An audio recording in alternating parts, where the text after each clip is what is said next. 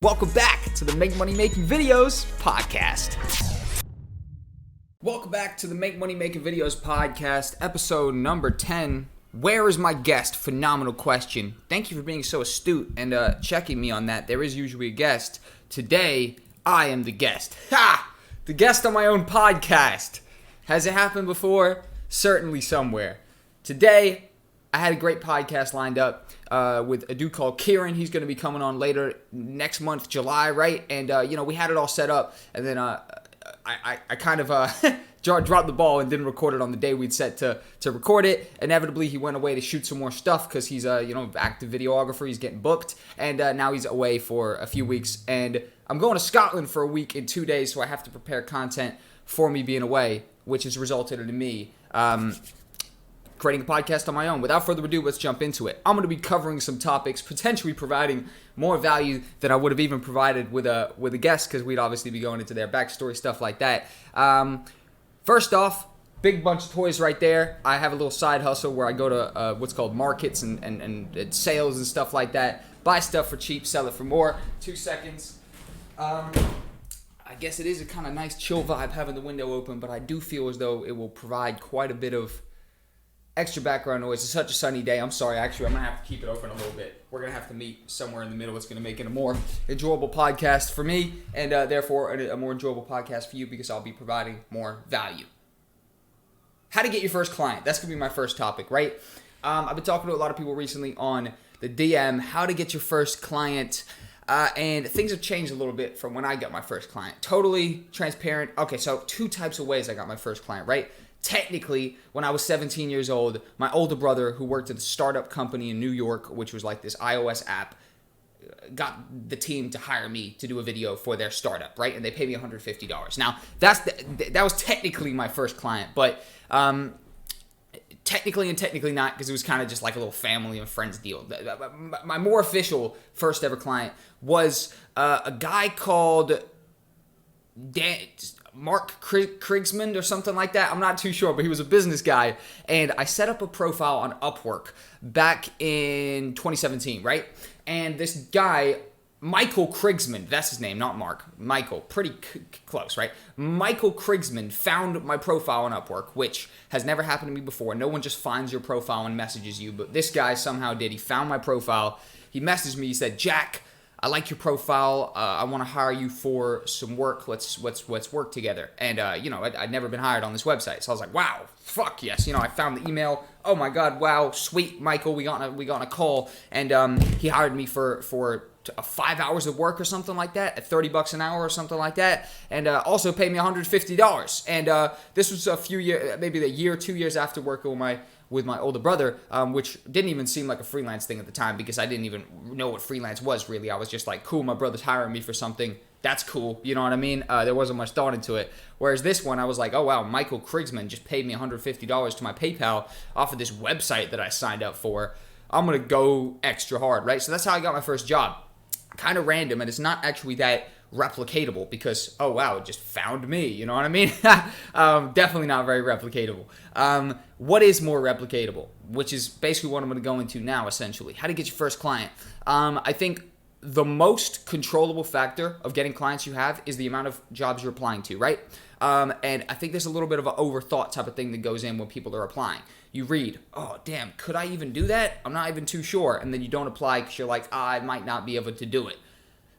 To be honest, you can fucking do it, okay? You'd be very surprised what you can do and what you can't do. I've taken projects which I literally didn't know how to do, straight up. But yeah, I know how to do it for sure. Yeah, 100%. Now, if you're a client watching this, you're probably looking at me a little bit weird, like, God damn, this is the guy I don't want, you know what I mean? Someone who just says they can do it and might not be able to do it. But also, that's the person who finds out they can do something they didn't know how that they could do in the first place, if you know what I mean. So I've literally taken projects where I thought, I know the elements of doing this, but I've never done this before, and then I figured it out on the job, right?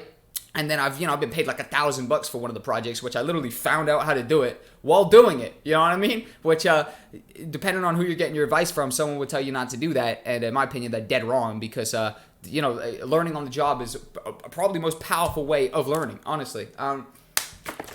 So that's one thing, right? Is if you see a job, you're not too sure you could do it, apply anyways, because at the worst, you talk to them on a call and they're like, we need you to fucking animate the new Pixar movie, and you tell them, well, I don't know how to do that, and then you just part ways. But at least you got on the call, and then that call acts as what's called a little experience, where the next call, you know the format of talking with a client on a call, so you do better in the next one. Everything's practice, everything actually serves a purpose, even it's small and you might not even realize, but everything definitely serves a purpose thoroughly. So just get yourself in the situation to be talking with these clients, even if it's not going to go anywhere.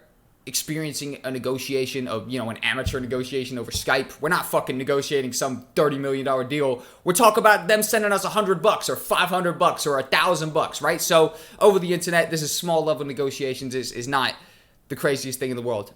Did I answer that properly? How to get your first client? The most controllable factor is the amount of jobs you apply for.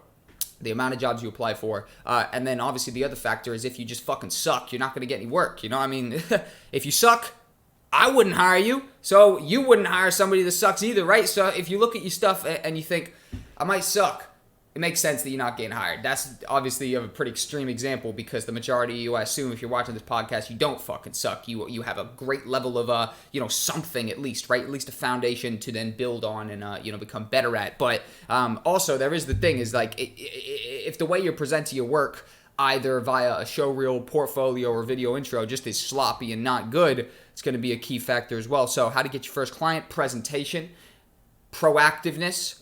So presentation being your portfolio, show reel, or video intro. And then what's called presentation. No, wait, that's the one I just fucking said, isn't it? Proactiveness, just applying for the most amount of jobs. You're applying for the most amount of shit. So inevitably you'll get something, right?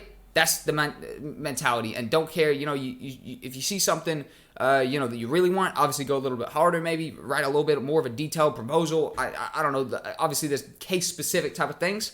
But for the most part, presentation and proactiveness is the key factors that are going to inevitably get you those jobs, right? I've been a full-time video creator since I was 18 years old. Well, I mean, technically, I've been a full-time video creator since I was like 15 years old, right? But let's say I was making consistent money over thousands a month since I was probably 18 years old, right? 20 years old right now, turned 21 in September. Is June when I'm making this video right now. That's about 3 months. So I've been freelancing for like 3 years. No, 2 years. Over 2 years, okay? So just over 2 years. And I've been a full-time video creator this entire time. I've only been a full-time freelancer for a period of it. And that's what I'm going to talk about now is full-time video creator over full-time freelancer. And I'm talking specifically about the video creation industry, right? So maybe we say full-time creator over full-time freelancer, right? Full-time creator is I've basically enabled these systems and these strategies and these kind of ulterior motives, or I don't even, that's definitely the wrong word, just different avenues, right, for securing myself a consistent income that comes through multiple different streams and enables me to be a full-time video creator, even if I'm not a full-time freelancer. I've only made $500 in the last 30 days on freelancing, right?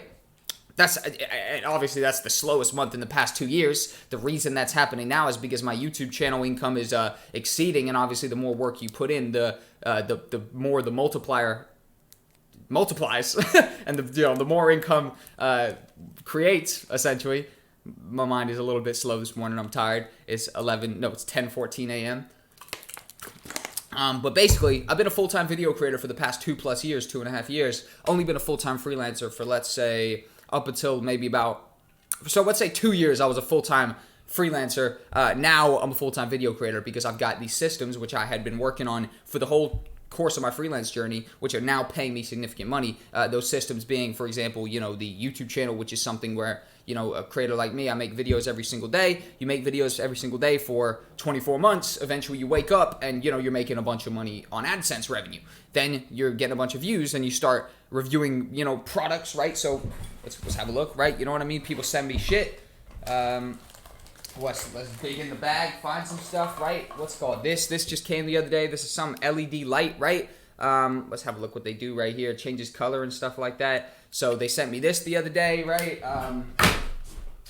Let's have a look. This just came the other day. This is a gimbal. The G6 Plus is a gimbal. So now I'm getting products sent to me. That's cool. Now I can do product reviews and I can make a video reviewing this, which I love making videos. Perfect. Now I got something to make a video on. I can make a video on this, reviewing it, and then I can use affiliate links in the description. And the affiliate links, if someone buys it through my link, I get money.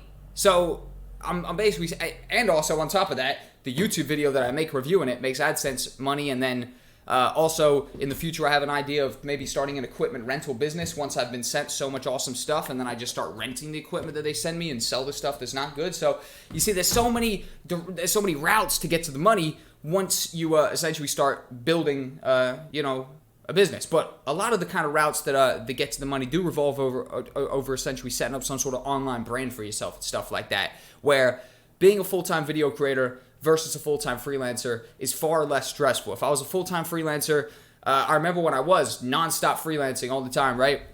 I wouldn't be able to do some stuff that I would want to do because I need to make the money, right? All right, damn, I got this project. This project's going to pay me money today. Or I got these YouTube videos. The YouTube videos won't pay me money till a few years from now, which this is the mindset of me like a couple years ago, right?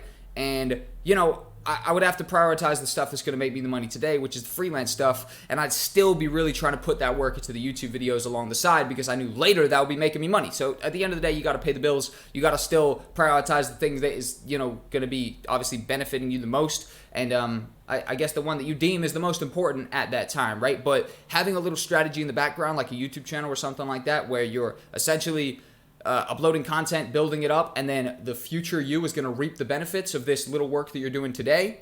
That's very, very smart, essentially. Not to give myself a pat on the back because that's fucking exactly what I did. But yes, that is very smart. And honestly, it would be strategic to do something like that because you're making your time work for you opposed to time working against you, where 100 days pass and now you are 100 steps forward to your future, income, which is going to be coming to you through creating videos. That's what I mean. So again, I'm a little bit of a different character in this space where my mind is almost like an entrepreneurial business mind first, and then like a creative mind second. So when I see this format, this platform, being a creative, being a video creator, I see all the ways I can make a business as well as, creating the content. You know what I mean?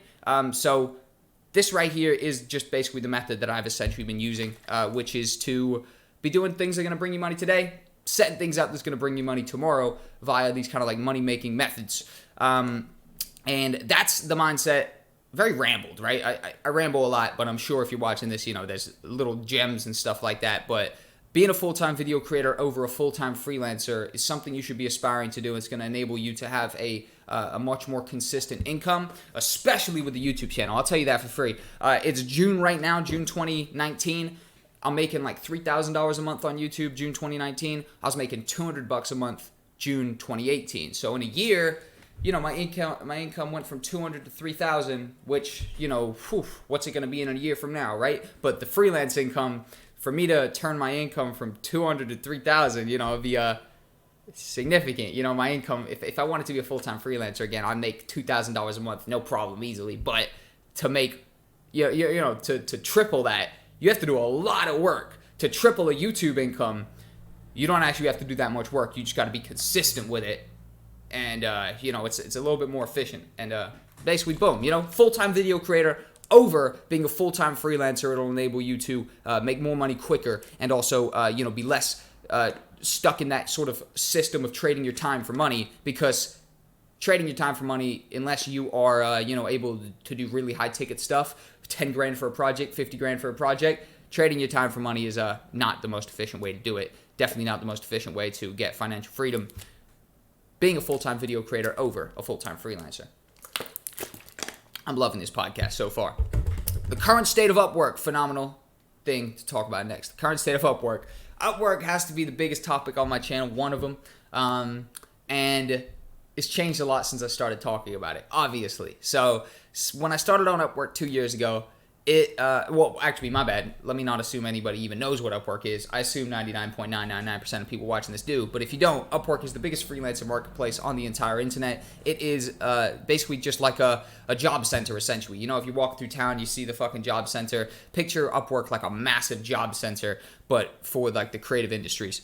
So you go in there, you have a look through the jobs, you apply to jobs, period. You know what I mean? And if you're a client, you go in there and you list your job, and people, hire you, essentially. You know what I mean? Or you hire people, right? So the current state of Upwork, it was much more freestyle when I joined on there 2 years ago.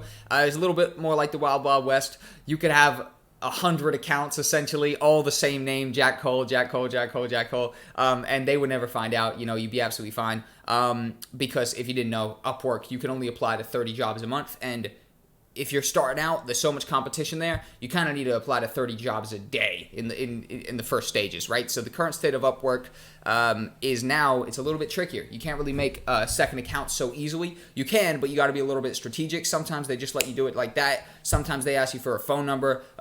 You know, the address gets flagged because it's been used multiple times. All sort of different little safety measures because they don't want people like me, literally straight up. I wouldn't be surprised if they found my YouTube video of me telling you guys, make multiple accounts. And they were like, we need to fucking put a stop to this shit. That is kind of self-censored, me thinking that I had some sort of, what's called force in them changing this or some sort of, influence over them changing it. But I did.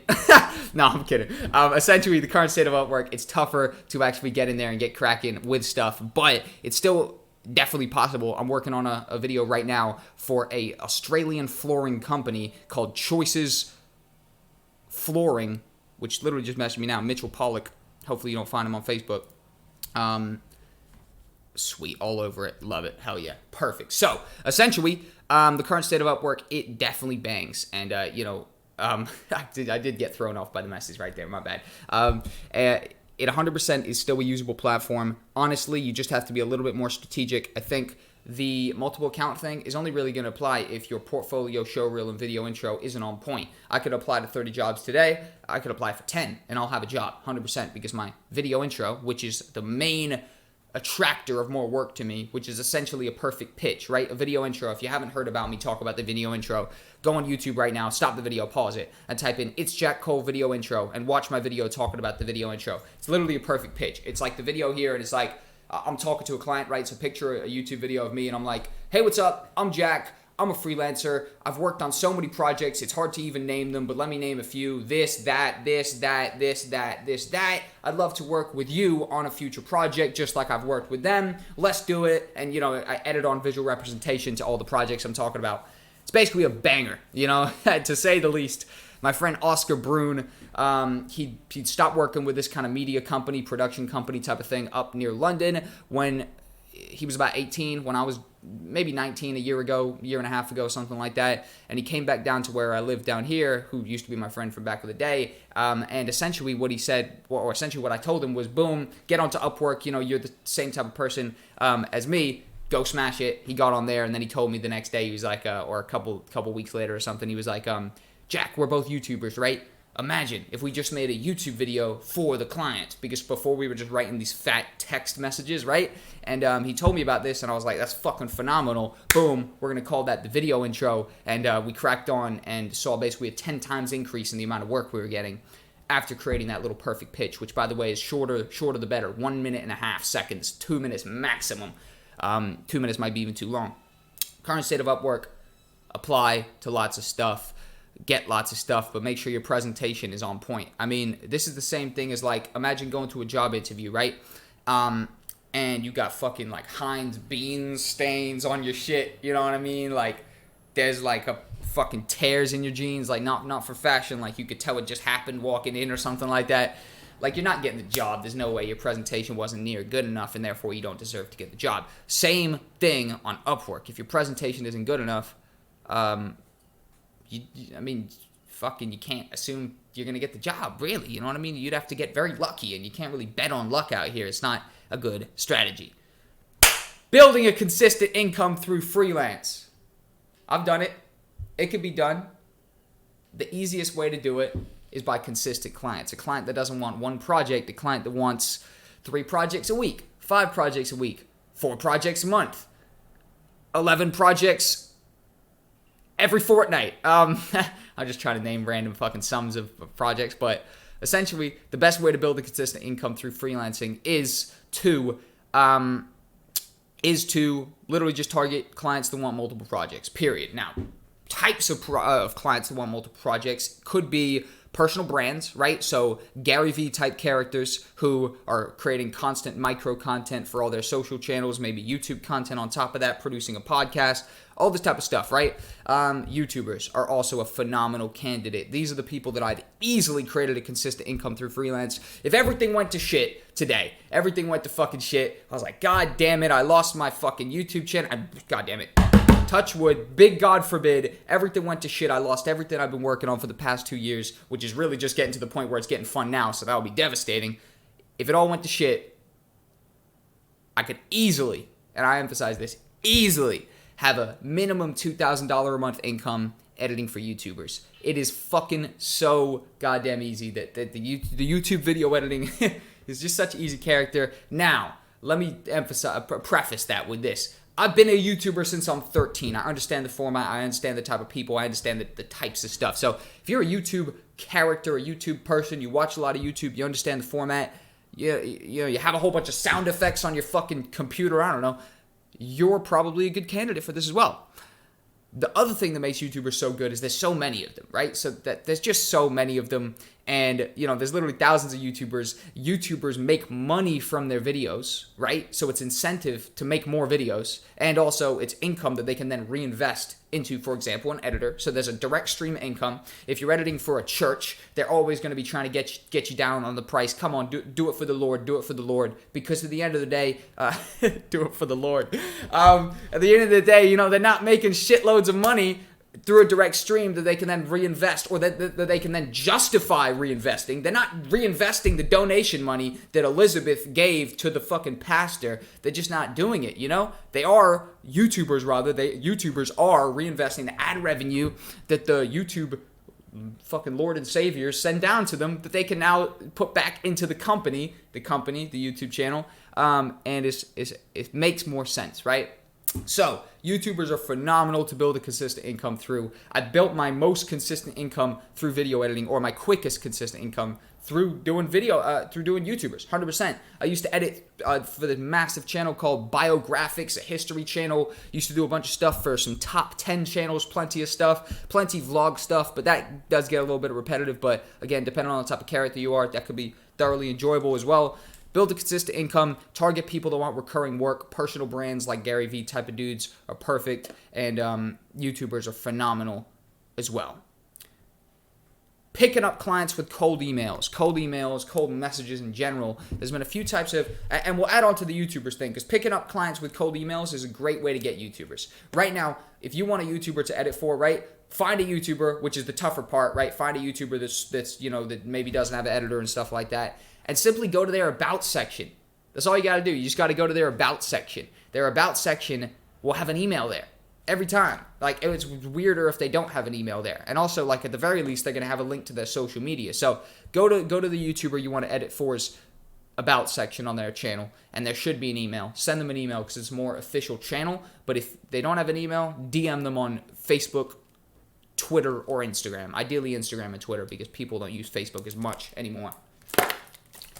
So DM them and say, hey, I want to edit for you, or say on email, hey, I want to edit for you, and make it in a way that sounds valuable to them, not just you. Like, hey, I want to edit for you. You need to pay me $100 because that's what I want from you. Fucking stupid person email. Obviously, don't send that. What you want to send is something that obviously appeals to their self-interest. Hey, how's it going? I saw you guys are putting out 4 videos a week.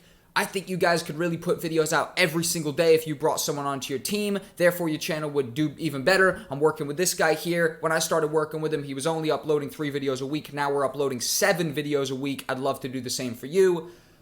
That seems like it's appealing to them, doesn't it? And I made that up on the spot. We could really put a little bit more thought into it and have maybe something even better.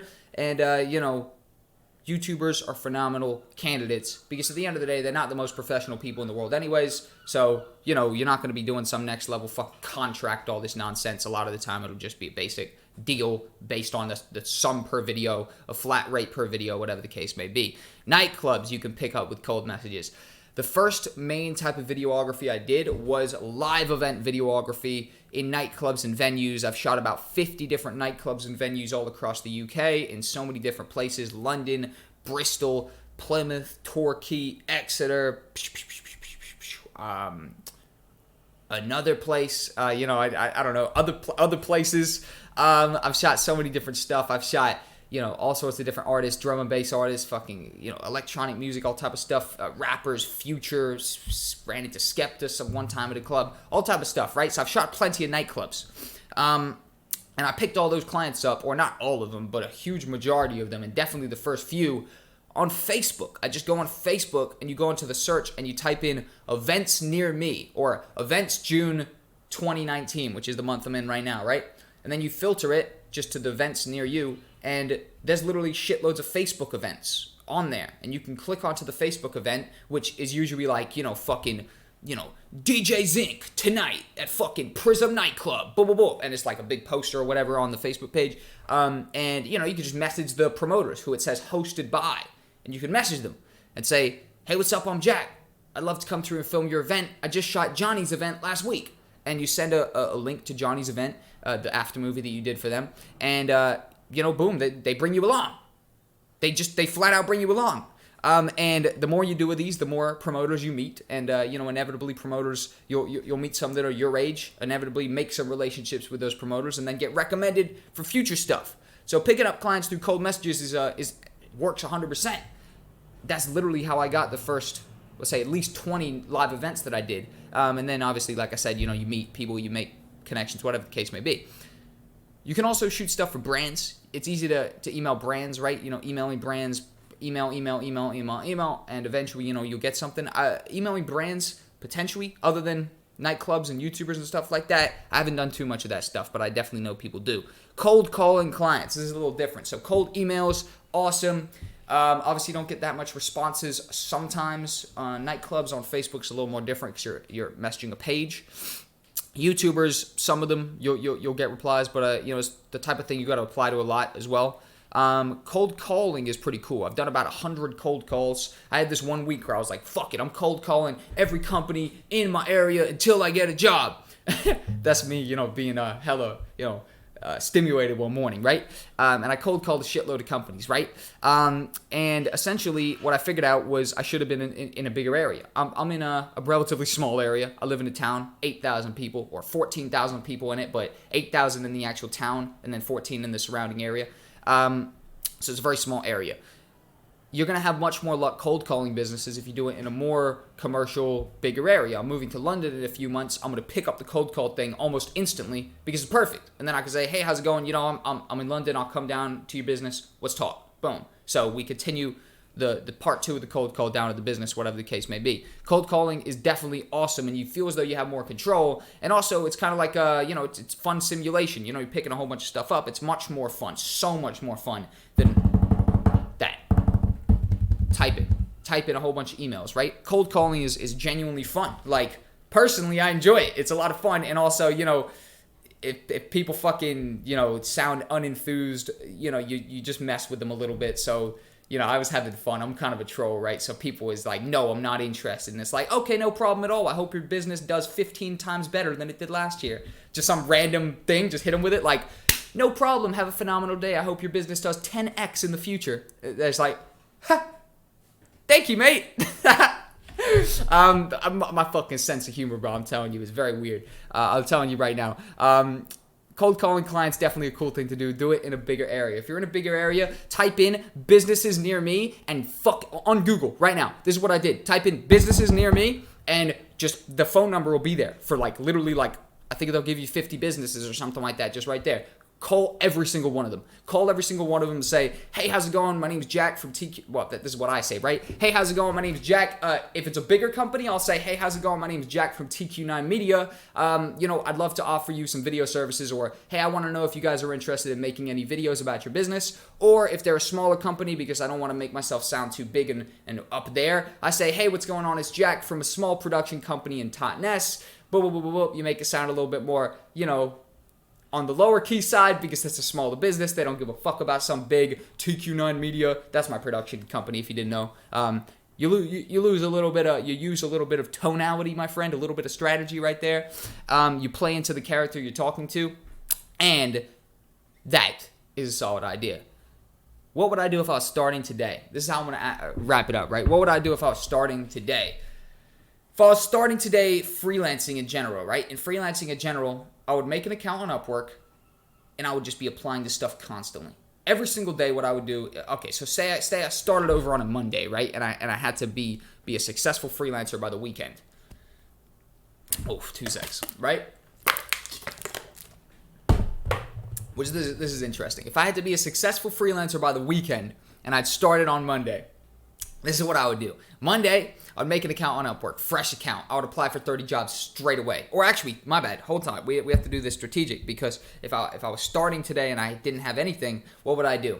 On the Monday, I would spend the whole Monday building a super, super powerful track record on the internet. So I would set myself up a really powerful portfolio, a really powerful show reel, and a really powerful video intro. You could skip the show reel potentially and just have a really powerful portfolio and a really powerful video intro. Fuck it. You could even just have a really powerful video intro, to be honest. But a portfolio is just a further kind of documentation of everything, more official sort of thing. So I'd set those up on the Monday, and honestly, that would maybe only take about 5 hours, something like that. So then I could probably apply for at least 30 jobs on Upwork at the end of the day, right? So I would set that whole online presence for myself up, write my whole bio, everything like that, get everything looking official, like somebody that was actually hireable. Then I would actually go over to Upwork, the biggest freelancer marketplace on the internet. I would apply for all the jobs I could that day. Then the next day when I woke up, or potentially how much time I had left with that day, or whatever the case may be, I would start looking at YouTubers.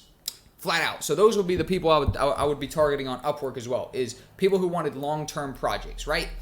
People who wanted a bunch of projects or, a bunch of small videos, whatever the case may be on Upwork. And then I would start messaging YouTubers directly. I would actually go and message YouTubers directly via Twitter. There's a lot of people on Twitter, so I would type in I need a video editor and start messaging people back on Twitter, which if you type in I need a video editor on Twitter, you could filter it to latest and you get people like 30 minutes ago asking, hey Twitter, I need a new editor for my vlogs. Someone just dropped out. Like, can you recommend anyone? And because it says the phrase I need a video editor in the title and you've just searched that, you get those posts. So you could reply to all those people. I would then do the YouTube strategy where I go to their about section and send messages to them via the cold messages, right?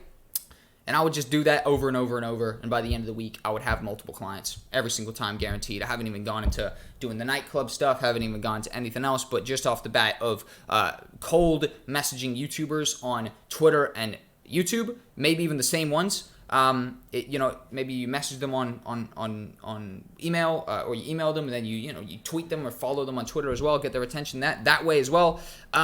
And then also just applying to loads of stuff on Upwork. And then I would wake up the next day. If I didn't have anything from Upwork, I would make a new account so I could apply to another 30 jobs, apply to another 30, apply to another 30, apply to another 30, apply to another 30. And with the YouTubers, literally just apply to as many as I could essentially be bothered to do. You know what I mean? It takes a second to find them. What was that? This shit flew down because the thing's open over here. But that right there, I'm not too sure how long I've even talked for, but I do know that right there is easily some value provided. I feel very good about providing this value. Feel like that was a good episode of the Make Money Making Videos podcast, episode number 10, featuring Jack Cole. I enjoyed having him on. He certainly talked a lot, but it is what it is. You know what I mean? And at the end of the day, I am going to Scotland for a whole week on Saturday. So I have to prepare a whole bunch of content. This right here will be chopped up into, at least 8 different videos, and it will serve its purpose of being filler content for the time that I am away. Thank you guys for watching the video for the podcast. If you watched the full podcast, tell me down below in the comment section. I would love to know. I reply to every person that's ever commented in their entire life. I've replied to. Literally. And thank you guys for watching. Have a nice day. Take it easy. Peace out, guys.